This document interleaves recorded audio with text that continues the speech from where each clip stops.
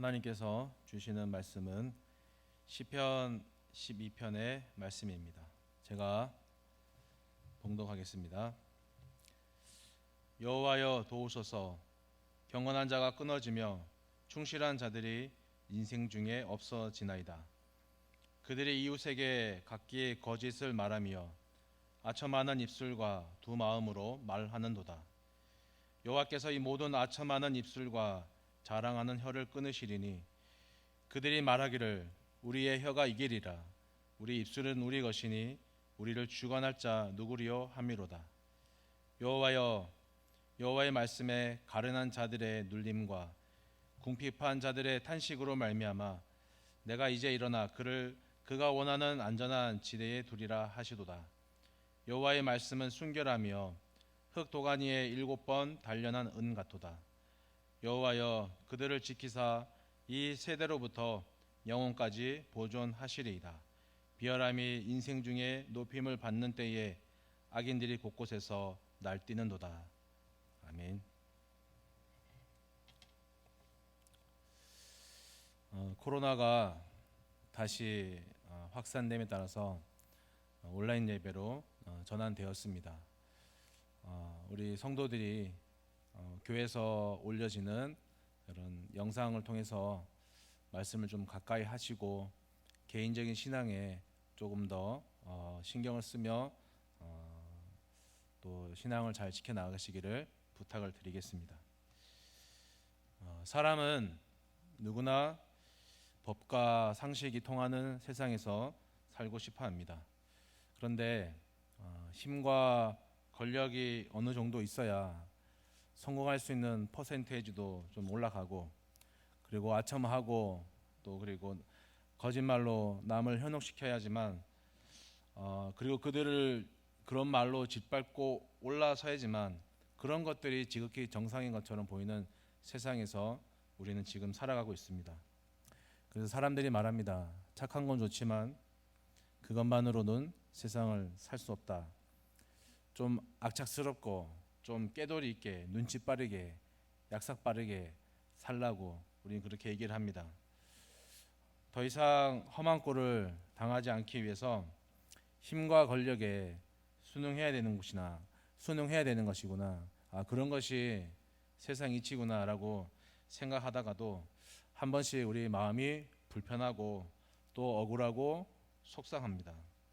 하나님은 왜 이 상황을 그냥 두실까 하면서 그냥 끝없이 또 하염없이 원망의 화살을 하나님께 또 날려보기도 하는 것이죠. 이 시편 12편은 예가 형식의 노래로 거기 조그만 글씨를 보시면 인도자를 따라서 8째 줄에 맞춘 노래이다, 그렇게 나와 있습니다. 8째 줄이라 하는 것은 어떤 악기의 맨 마지막 줄로서 가장 낮은 음을 내는 줄입니다. 인도자가 먼저 선창을 하고 나면은 이어서 공동체가 그 노래를 함께 부르는 그런 형식입니다. 이 예가가 어떤 행사에서 사용되었는지는 정확히 나와 있지 않기 때문에 잘 모르지만 이스라엘 성전에서 어떤 행사에 사용되었는지, 아니면 제사장들이 예배 드리러 온 사람들과 함께 불렀던 찬양일 수도 있고, 정확히 모르지만 그렇게 주석들이 추측하고 있습니다. 그런데 그 내용이 무엇이냐면은 악인이 의인보다 득세하는 이 현실에서 하나님 우리를 좀 도와주십시오라고 하는 그런 노래의 내용입니다. 다윗이 1절에서 호소합니다. 하나님 도와주세요. 경건한 자가 끊어지고 충실한 자들이 인생 중에서 없어집니다 하면서 하나님의 도우심을 구하고 있는 것입니다. 여기에서 경건으로 해석되는 히브리어가 하시드라고 하는 말인데, 이 말의 뜻은 어떤 대상에 대해서 내가 아주 끈끈한 사랑을 가지고 있는 상태를 말하는 것이고, 또 충실한으로 해석되는 에무님이라고 하는 히브리어의 뜻은 내가 그 사람을 확실히 믿을 수 있다, 내가 그 사람은 확실히 믿을 수 있는 사람이다 라는 그런 뜻입니다. 지금 다윗이 그러니까 무엇을 하고 있냐면은 다윗이 살고 있는 시대에 아브라함과 야곱과 요셉과 모세와 같은 사람들이 하나님 앞에 그렇게 끈끈하게 붙어 있는 사람들이 악인들이 득세함을 따라서 그 사람들이 없어지는 것이, 사라지는 것이 너무 아쉽고 너무 절망스럽다 하는 것들을 노래하고 있는 것이죠. 지금 우리 시대에 종교인이 필요한 게 아니잖아요. 많은 종교인이 필요한 것이 아니라 지금 우리에게 필요한 것은 소수이지만 하나님하고 영적인 관계를 소통을 하고 살아가는 그런 소수가 필요한 거지 않습니까? 의도하지는 않았지만 이 코로나가 길어짐에 따라서 코로나 이 자체가 그런 역할을 우리에게 해주는 것 같아 하는 생각을 해보게 됩니다. 누가 종교인이고 누가 신앙인인지를 이 길어지고 있는 코로나 속에서 분명히 걸러진다라고 생각해 봅니다. 교회란 곳이 그런 것 같습니다. 건물이 교회는 아니지만 우리가 이 건물에서 예배 드리고 있는 이상 이 장소에서 경건하고 거룩한 언어를 가지고 사용해야 되고, 그러한 언어들로 하나님의 이야기를 하고 또 우리 스스로가 체험한 하나님의 은혜를 나누는 장소가 바로 비록 건물이지만 교회가 되어야 하는 것이죠. 그런데 이 교회가 그러지 못하고 이 교회 안에서 세상 돌아가는 이야기나 하고 정치 이야기나 하고 저속한 소리나 저속한 언어로 우리가 얘기를 하고 서로 안부나 묻고 서로 필요한 지식과 정보만 나누게 된다면은 그런 장소라 그러면 시골에서 열리는 5일장하고 뭐가 다르겠습니까? 그렇게 교회가 세상 5일장과 전혀 차이가 없이 전혀 다를 바가 없어서 그 속에서 신앙생활하는 아브라함과 같은, 요셉과 같은, 야곱과 같은, 모세와 같은 사람들이, 하나님의 사람들이 없어진다면은, 줄어든다면 그건 정말 절망스러운 일이거든요. 그건 정말 가슴 아픈 일이지 않습니까? 여러분, 교회가 세상과 다른 이유는 이것입니다. 거룩을 얘기하기 때문이죠. 하나님을 이야기하기 때문에 교회는 세상과 다른 것입니다. 목사님들이 능력 있다고 하는 그것은 목사님들이 기도해서 기적이 일어나고 병이 나아지고 하는, 그래서 목사님들이 능력 있는 것이 아니라 목사님들이 하나님에 관한 능력의 이야기를 할 때 진정한 능력이 있는 것입니다. 성도들도 마찬가지예요. 성도들도 하나님 이야기할 때 성도이지, 그렇지 않다면은 안 믿는 사람하고 다를 게 없는 것입니다. 여러분들이 교회에 오시면 이제 다른 이야기 하지 말고 하나님 이야기만 했으면 좋겠습니다. 다른 이야기 해봤자 도움될 거 하나도 없으니까 하고 싶은 이야기가 있다면은 개인적으로 교회 밖에서 만나서 개인적으로 풀고, 교회 안에 들어오시면 하나님 이야기만 하고 신앙 이야기만 하고 덕이 되는 이야기만 했으면 좋겠습니다. 이 세상 속에 하나님께서 믿는 사람들을 풀어놓고 방목해서 살아가라 하는 것이 하나님이 우리를 연단하는 방법입니다. 그 세상 속에서 그렇게 방목으로 살아가야 하니까 우리 믿는 사람들이 얼마나 힘들겠습니까? 당연히 힘든 건 당연한 것이고요. 그렇다고 해서 그 힘든 것이 힘들다고 불평만 하고 있다 하면 아마도 하나님이 우리를 정신 못 차렸구나 하면서 더 혹독하게 연단하고 방목하실지도 모를 일입니다. 세상에 의인이 많을까요? 아니면 죄인이, 악인이 많을까요? 당연히 죄인과 악인이 많겠죠. 그러면 그 의인과 죄인과 악인 중에 영향력을 발휘하는 사람들이 누구일까요? 의인입니다. 하나님을 믿는 사람들입니다. 의인이 바로 서면 그 의인 한 사람이 일당백을 하고 천을 하고 만을 하는 거예요. 가인과 아벨 이야기를 잠깐 해보겠습니다. 동생을 죽이고 하나님을 등지고 세상을 선택한 가인이 동쪽으로 가면서 거기에서 성을 쌓았습니다. 성을 쌓았다 하는 것은 그만큼 권력을 가졌고 그만큼 재력을 가졌다 하는 의미인데, 그 가인의 후손들이 더 못되는 게 아니라 뒤에 가보면 더 떵떵거리며 더 권력으로 살아가는 모습들이 나오는 거예요. 그런데 믿음의 사람 가인이 죽인 아벨, 믿음의 사람 그의 후손들은 어떻습니까? 우리 바람은 그 후손들이 정말 좀 잘되고 보상을 받았으면 좋겠다 하는데 아니에요. 그 후손들은 저 어디 보이지도 않는 구석에서 그냥 겨우 숨만 쉬고 목숨 부지하고 사는 거예요. 그런데 우리가 하나님을 등진 가인의 후손들의 결말을 잘 알고 있습니다. 그들의 교만이 하늘을 찌르고 결국 바벨탑 사건을 통해서 거기에서 다 흩어지고 없어지고 사라졌습니다. 그런데 아벨의 후손은 어떻습니까? 그들의 후손은 흩어지거나 없어지거나 하지 않았습니다. 그들은 살아 있었습니다.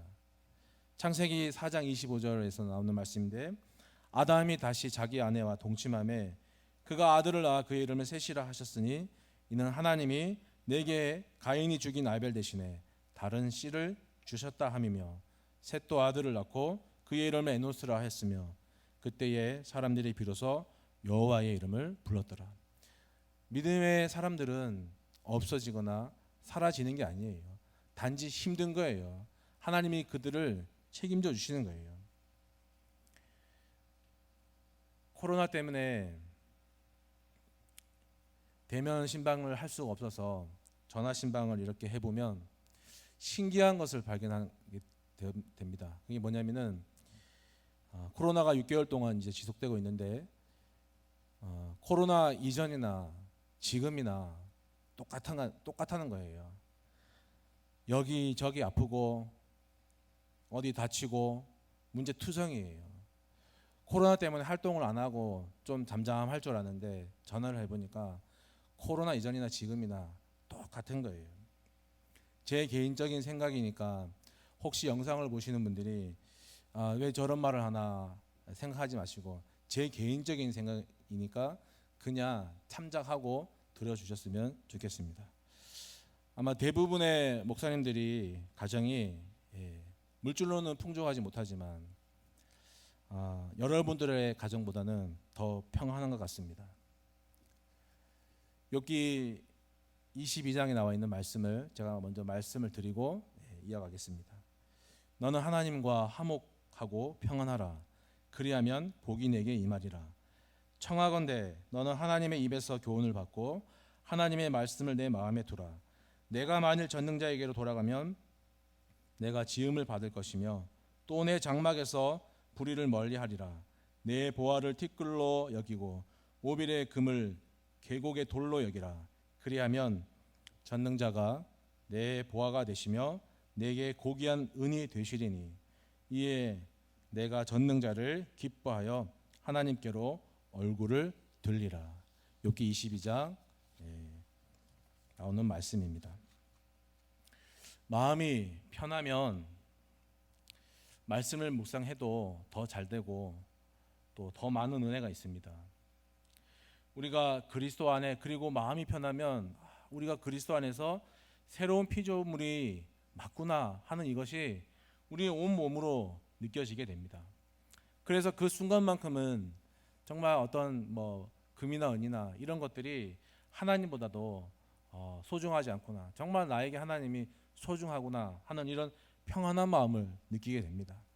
내 안에 이런 하나님을 생각하면서 기뻐하는 마음들이 가득하고 또 우리가 하나님에 대해서 갈망하던 부분들이 채워지게 되고 그 목마름들이 해결되게 됨에 따라서 영적인 기쁨이 솟아나는 거죠.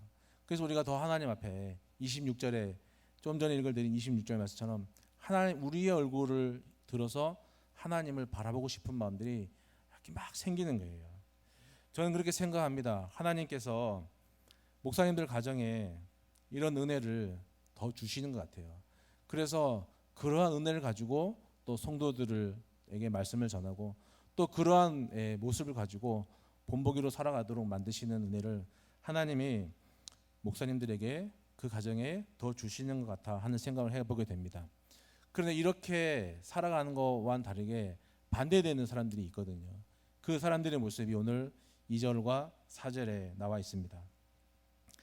그들이 이웃에게 각기 거짓을 말하고 아첨하는 입술과 두 마음으로 말하는도다. 그들이 말하기를 우리의 혀가 이기리라. 우리 입술은 우리의 것이니 우리를 주관할 자 누구리요 함이로다. 이런 말씀인데요. 특히 그 4절에 나오는 말씀 중에 우리를 주관할 자 누구리요 하는 이 말은 이런 뜻이죠. 도대체 누가 우리의 주인인가? 정말 아주 교만의 극치를 달리는 말이죠. 누가 우리의 주인이 되겠느냐? 아무도 될 수 없다는 말이거든요. 그리고 2절에 나와 있는 두 마음이라고 하는 이 말은 이중적인 기준을 가지고 살아간다 하는 말이죠. 악한 사람들은 자기의 어떤 이익이나 목표를 성취하는 데 있어서 도움이 된다고 판단되면 수단과 방법을 가리지 않습니다. 진실을 알고 있어도 그 진실이 자기의 목적에 방해가 되면 입을 닫고요. 그냥 알맹이 없는 듣기 좋은 말만 이렇게 하고 사람들을 현혹시킵니다. 독사같이 독 있는 말을 막 내뿜고 사자같이 다른 사람들을 물어뜯는 그러한 말을 그렇게 남을 시기하고 말로 남을 망하게 하고 말로 남을 가슴 아프게 하는 그런 인생을 사는 사람들입니다. 이 12편의 기록 배경이 몇 가지가 있는데 가장 유력시 되는 배경이 뭐냐면은 도액 사건이죠. 그 사건이 뭐냐면은 다윗이 사울을 피해서 이렇게 도망치고 있는데 놉당에 살고 있는 아히멜렉이라고 하는 제사장의 도움을 받습니다. 그런데 이 에돔 사람 도액이라는 사람이 사울에게 그것을 고자질한 거예요. 저기 놉당에 있는 아히멜렉이라고 하는 제사장이 당신이 죽이려고 하는 다윗을 숨겨주고 먹을 걸 주고 그렇게 도와주고 있다. 그래서 사울이 병사를 이끌고 가서 거기 있는 제사장들을 학살하는 일이 있는데 다윗이 그 이야기를 듣고 악한 자의 혀에 대해서 절망감을 토로하고 그렇지만 하나님의 의로운 말씀에 의해서 이 모든 것들이 뒤집히고 반드시 역전될 것이다 하는 배경에서 이 노래를 지었다 하는 것이 가장 유력시 되는 겁니다. 하나님이 과연 그때뿐만 아니라 지금도 남을 아프게 하고 물어뜯는 말을 하는 사람들을 그냥 두실까요? 아마 하나님이 아무것도 하지 않으셔도 그렇게 살면 그렇게 되지 않겠습니까? 이렇게 살면 이렇게 되지 않겠습니까? 마음이 굽은 자는 복을 얻지 못하고 혀가 패역한 자는 재앙에 빠진다 하는 잠언 17장의 말씀처럼 하나님이 가만 둬도 그 인생이 그렇게 흘러가지 않겠습니까? 그 인생의 끝이 결말이 그렇게 끝나지 않겠습니까? 굳이 하나님이 건들지 않아도 가만 놔둬도 그 인생이 그렇게 가는 거죠. 누가 나의 인생인가? 그러나 하나님께서는 의인은 그렇게 가도록 놔두시지만 악인은 그렇게 가도록 놔두시지만 의인은 가만두지 않는 거예요. 막는 거예요. 누가 나의 주인인가? 이런 말을 우리가 만약에 하게 되면 그런 말을 하고 나서 얼마나 후회가 됩니까? 얼마나 두렵습니까? 마음이 괴로운 거예요. 양심에 찔리고 답답하고 견딜 수가 없는 거예요. 마음이 편하지 않죠. 내가 잘못했구나, 내가 잘못 말했구나 라고 그러는 거예요. 그래서 우리가 예수를 믿으면 뭐 여러 가지가 변하지만 먼저 변하는 것이 뭐냐면은 우리의 말이 변하고 우리의 행동이 변하고 우리의 생각이 변하고 우리의 마음이 변하는 거예요. 좀 유식한 말로 하면은 언행 심사가 바뀌는 거예요. 그게 먼저 변화가 일어나는 거예요. 김남준 목사님이 이 마음을 지키기 위해서 몇 가지를 유념해야 된다라고 그런 글을 쓴 적이 있는데 첫 번째가 마음의 작은 움직임에도 유의해야 된다. 두 번째는 생각에 유의해라. 세 번째는 마음에 대한 통제력을 유지하도록 노력해라. 조심해라 하고 경고를 합니다. 그 내용을 잠깐 같이 보겠습니다. 마음은 커다란 충격이 아니라 작은 움직임으로부터 공격당한다. 하루에도 수없이 마음에 떨어지는 생각들에 무방비적으로 반응하고 언젠가 영향을 끼칠지도 모르는 생각들에 반응하며 작은 마음에도 우리 마음에서 일어나는 작은 마음에도 예의주시하는 것이 마음에 유의하는 것이다. 특히 하나님으로부터 멀어지려고 하는 그 첫 마음의 움직임에 유의하는 것이 중요하다. 생각에 유의한다는 것은 그 첫 생각에 유의하는 것이, 조심하는 것이다. 반복적으로 떠오르는 생각은 우리 마음에 착상될 가능성이 높다. 일단 생각이 마음에 뿌리 내리면 퇴치하기가 점점 더 어려워지고 그 생각이 행동으로 옮겨질 가능성이 매우 높기 때문에 처음 떠오르는 생각에 조심하면서, 특히 악하고 더러운 생각일 때는 수시로 떨어내는 것이야말로 생각에 유념하는 것이다. 마음의 통제력을 유지하는데 힘써야 됩니다. 말씀을 읽고 우리가 말씀을 읽거나 아니면 내가 좋아하는 찬송을 부르다가 문득 내가 하나님을 정말 사랑하지 않고는 안 되는구나 하는 마음들이, 그 하나님을 향한 사랑의 정서들이 나에게 반대로 이게 밀려올 때 내 마음이 그 하나님의 정서 앞에 지배되면서 그 하나님의 사랑의 정서가 내 지성과 내 의지에 영향을 끼치게 된다. 이 사랑의 정서를 반복적으로 확인하는 것이 세상의 유혹으로부터 우리 마음을 지키는 가장 효과적인 방법이다. 이렇게 얘기를 하고 있습니다. 5절 말씀에 보시면 하나님께서 가난하고 궁핍한 자들의 탄식을 인하여 하나님이 이제 일어나 그를 그가 원하는 안전지대에 두시겠다, 이렇게 말씀을 하고 있습니다. 박해받는 자들이 정말 가난한 사람들이고 생존을 위한 최소한의 것을 갖추지 못해서 남의 도움 없이는 살 수 없는 사람들이 궁핍한 사람들입니다. 그 사람들이 참지 못할 고통 때문에 날카로운 목소리를 가지고 탄식하는 거예요. 그게 탄식이라는 거예요. 하나님이 자리에 앉지 않고 일어선다고 하십니다. 왜 일어서시냐면 악인들 때문에 궁핍해진 사람들의 탄식 소리를 들으셨기 때문입니다. 우리의 작은 신음에, 우리의 작은 목소리에 반응하고 또 귀 기울여주신 하나님이 한시도 지체하지 않고 지금 바로 당장 일어나서 도와주시겠다고 늘 우리에게 말씀하십니다. 근데 한 가지 조건이 있습니다. 그게 뭐냐면 그가 원하는, 5절 말씀에 보면 그가 원하는, 이 말을 다른 말로 말하면은 우리가 갈망할 때, 우리가 하나님 오셔서 도와주십시오라고 갈망할 때 그렇게 하시겠다는 겁니다. 여러분, 우리가 살아가면서 간절했던 적이 언제인지 한번 생각해 봤으면 좋겠습니다. 그 간절할 때, 간절하게 기도했을 때 하나님이 어떻게 응답하셨는지, 지금 우리 삶의 신앙생활에 응답이 없다면 하나님 잘못이 아니라 우리가 간절하지 못하다는 것이 그 반증일 텐데, 우리는 정말 간절하게 기도하고 있는지, 간절하게 신앙생활을 하고 있는지 우리가 우리 자신 한번 돌아봤으면 좋겠습니다. 기도 응답 많이 받기로, 어떤 책이, 그 목사님 쓴 책이 보니까 5만 번 이상 받았다는데, 기도 응답 많이 받기로 유명한 조지 밀러 목사님이 있습니다. 그 목사님이 쓴 책에 나오는 내용인데, 기도를 시작하는 것만으로는 충분하지 않습니다. 올바르게 기도했다고, 또한 한동안 기도했다고 해서 만족하면 안 됩니다. 인내와 믿음의 자세로 기도가 응답될 때까지 계속해서 기도하는 것이 무엇보다 중요합니다. 그분에게는, 하나님에게는 세상의 모든 사람의 마음을 움직여서 기도하는 나를 도울 수 있는 방법이 한두 가지가 아니었습니다. 내가 기도하고 있는 동안에도 하나님께서는 이 대륙 저 대륙에 있는 모든 사람들에게 도움을 제공하라고 말씀하십니다. 이런 내용이 있습니다.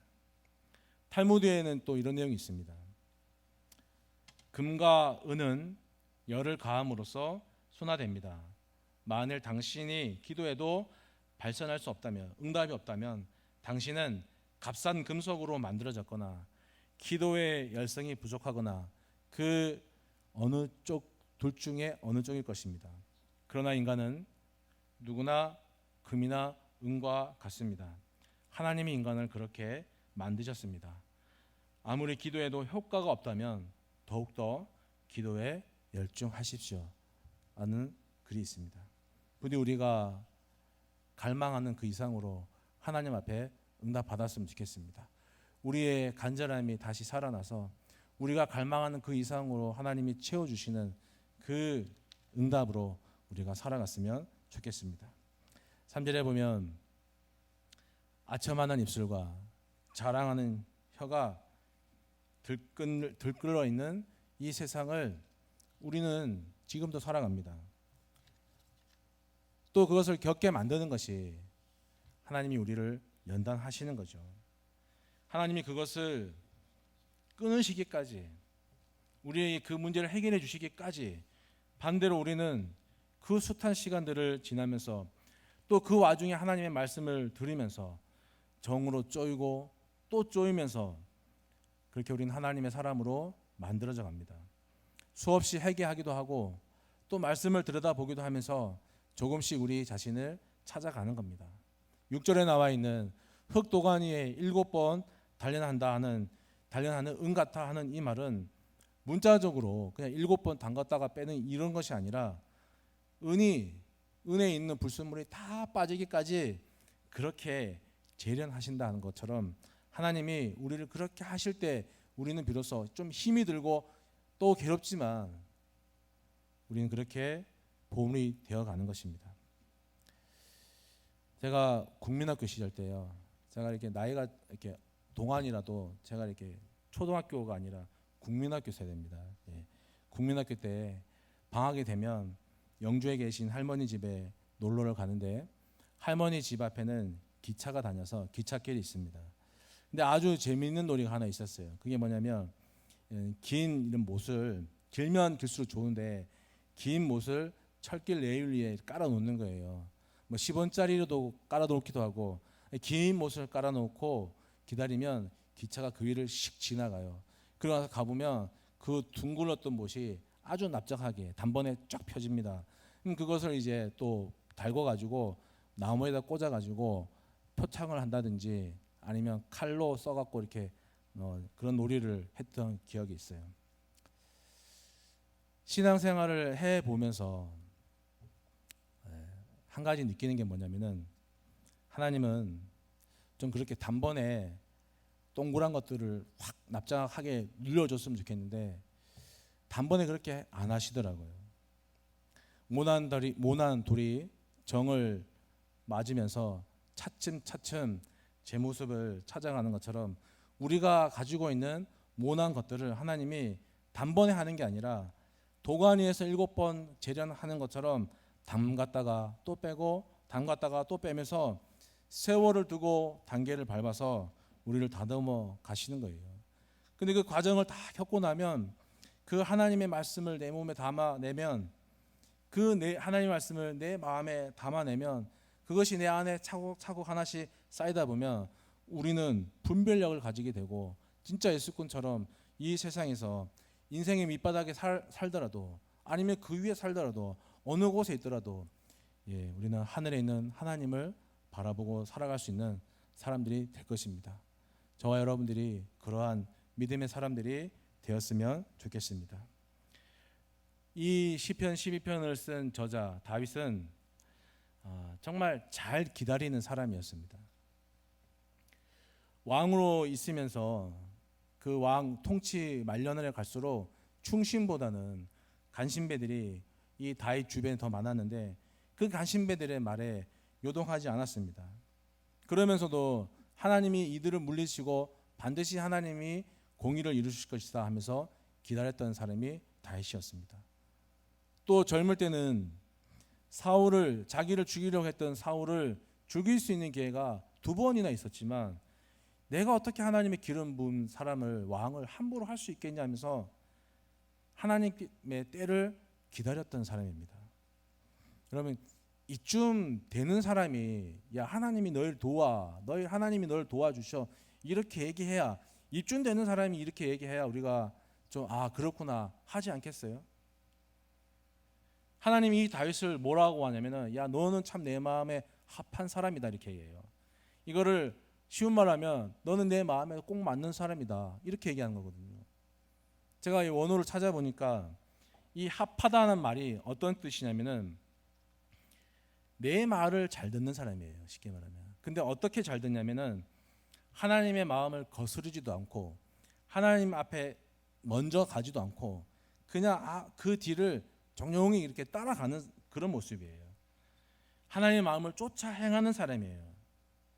그렇다면 합한 자라고 하는 말은 어떤 의미입니까? 하나님의 마음을 거스르지 않고 앞서지도 않고 하나님의 마음을 행함을 뒤에서 따라가면서 그냥 그대로 행하는 사람이 합한 사람이죠. 그 따라가면서 내가 하고 싶은 게 얼마나 많겠어요. 근데 그걸 다 포기하고 접어내고 그냥 하나님 마음에 맞게끔 따라가는 게 쉽지 않아요. 어려운 건데 다시 그런 사람이에요.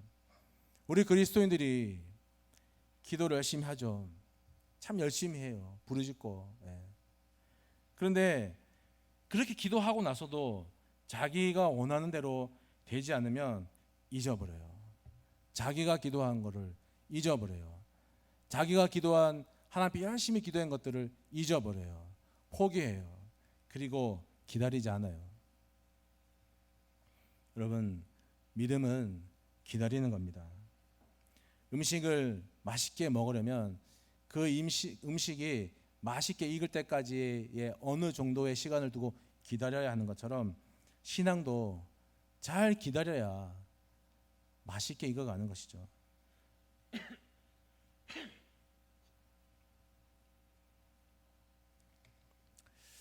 저는 저에게 고마운 목사님이 한 명 있습니다. 우리 교회 오기 전에 있었던 강릉교회에 있었던 담임 목사님, 그 교회 담임 목사님인데 제 개인적으로는 참 고맙게 생각합니다. 왜냐하면은 담임 목사님들이 이렇게 부목사님들 하는 걸 보면 참 부족한 게 많죠. 때로는 혼내고도 싶고 때로는 이렇게 잔소리도 하고 싶고 이렇게 그렇게 왜 이렇게 미숙하다 이렇게 생각될 때가 많은데 근데 참 제가 고맙게 생각하는 건 뭐냐면 제가 그 교회에서 사역하는 동안에 목사님이 많이 참아주셨어요. 많이 참아주셨고 제가 생각해도 제가 미숙한 모습들이 참 많았는데 그것을 한 번도 말하지 않고 잘 참아주신 게 지금 와서 저한테 큰 재산이에요. 내가 저분이 나에게 그렇게 참아주셔서 내가 이렇게 성장했구나. 내가 그 참아주신 것 때문에 내가 스스로 어떻게 해야 되고 무엇을 해야 되고 이 방향을 잡을 수 있었고 목회라는 것을 내가 깊이 있게 배울 수 있었구나. 그래서 참 고맙게 생각하는 분입니다. 여러분 하물며 사람 사이도 이렇게 되는데 하나님이 왜 우리를 안 도와주십니까? 당연히 도와주시죠. 성경에 분명히 도와주신다라고 수십 번 수백 번 얘기하는데 왜 안 도와주십니까? 당연히 도와주시죠. 그런데 왜 하나님이 우리를 지켜주신다 하는 이 말이 우리가 누군가에게 말할 때나 느낄 때나 왜 그렇게 진정성이 없습니까? 이 말을 우리가 참 조심스럽게 사용해야 될 것 같아요. 신앙이 좋은 사람처럼 보이려고 내가 신앙인 것처럼 보이려고 그냥 아무 의미 없이 하나님이 지켜주시는 거야. 하나님이 너에게 복을 주시는 거야. 이렇게 그냥 말하면은 아무 의미 없이 정말 값싸게 이런 말들을 사용하다 보니까 그런 오해들이 생기는 거 아니겠습니까? 우리가 이 말을 사용할 때 이 말 속에 말하는 나의 이름과 내 인생과 내 신앙과 여러분 내 경험과 내 자존심을 담아내고 말한다면 진실성이 느껴지지 않겠습니까? 한마디를 하더라도 하나님이 너 지켜주시는 거야 라고 그 안에 우리의 인생과 가치관과 자존심을 담아서 얘기를 한다 그러면 그게 되지 않겠습니까? 우리의 말을 듣는 사람들이 정말 하나님이 도와주시는구나 라고 힘을 얻지 않겠습니까? 얼마 전에 TV에 이렇게 제목은 모르겠습니다. 그런데 어떤 거냐면은 서로 마주보고 눈을 이렇게 바라보면서 대화하는 그런 프로그램인데 거기에 엄마와 딸이 나왔어요. 근데 엄마는 독실한 기독교인이에요. 근데 딸은 무당이에요. 근데 딸이 엄마한테 어릴 적 하도 아파서, 엄마의 말은 그래요. 네가 어릴 적 하도 아파서 교회 가서 하나님이 널 고쳐주셨다. 엄마는 이 생각을 가지고 있어요. 근데 딸이 거기 나온 이유는 뭐냐면 자기 결혼식에 와달라는 거예요. 이미 무당이 됐어요. 근데 무당이 될 때까지 어머니한테 한마디도 안 하고 그냥 본인이 가서 신내림을 받은 거예요. 그런 딸이 엄마와 마주 앉아서 무당이 아니라 종교를 떠나서 그냥 딸로서 내 결혼식에 와줄 수 없겠느냐. 엄마가 승낙해요. 근데 조건이 뭐냐면은 무당한테 엄마가 내거는 조건이 뭐냐면은 너 하나님께 잘못했다고 얘기해라. 하나님이 널 살려주셨다고 얘기해라. 그거예요. 근데 딸은 뭐냐면 그런 거 다 떠나서 딸로서, 엄마와 딸로서 얘기할 수 없냐고. 그 이야기가 계속 몇십 분 동안 계속 반복되는 거예요. 여러분, 우리가 신앙을 기다림으로 하지 않고 외적으로 하면은 참 안타까운 일들이 벌어지는 것 같습니다. 저는 그걸 보면서 참 종교라는 것이 무섭다라는 생각을 하게 됩니다. 우리가 신앙을 기다림으로 하고 또 내가 하나님 앞에서 어떤 모습으로 바뀌어가야 하는지 그런 내적 성숙으로 우리가 올바른 신앙생활을 해야지 그냥 보여지는 것이 다가 아닌 것 같아요. 말씀을 맺고자 합니다. 지금 우리 시대에는 여전히 이 시편 저자가 말하는 것처럼 악인이 더 많은 세상이에요. 의인보다는 하나님 앞에 바로 서려고 하는 사람보다는 그렇지 않은 사람들이 아직도 더 많습니다. 마음이 선하지 못해서 더럽고 계획적인 그런 마음을 가지고 사람들을 유혹하고 힘들게 하는 그런 사람들이 여전히 우리 주변에 널려 있습니다. 그 사람들의 말에 현혹되어서 힘들어하고 상처 입는 사람들이 교회 밖에도 있고요. 심지어 교회 안에도 그렇게 많습니다. 그러나 하나님이 우리를 이렇게 세워주시고 또 도와주시려고 합니다. 이 사실을 우리가 확신했으면 좋겠습니다. 이 확신이라는 것이 상황이 변했기 때문에 확신합니다. 그게 무슨 확신입니까? 상황이 변하지 않아도 하나님이 그렇게 하시리라고 우리가 믿는 것이죠. 확신이라고 하는 말은 언제 생기냐? 확신은 우리 가운데 언제 생기냐? 하나님의 말씀이 정말 진실되구나, 하나님의 말씀이 정말 참되구나 하는 우리의 인식이 있을 때, 시작될 때 인식이 있는 곳에 확신이 생기는 겁니다. 우리를 7번 단련한 은처럼 하나님이 우리를 계속해서 단련하고 계십니다. 우리의 언행 심사를 단련하시는 그 하나님의 말씀에 어떻게 설명할 수 없는 그 하나님의 말씀의 신묘막측함을 우리가 깊이 한번 생각해 봤으면 좋겠습니다. 여러분들 악하고 더러운 그런 말에 현혹되지 않도록 여러분들이 이 영상을 보시는 여러분들이 하나님의 말씀을 듣고 읽으셨으면 좋겠습니다.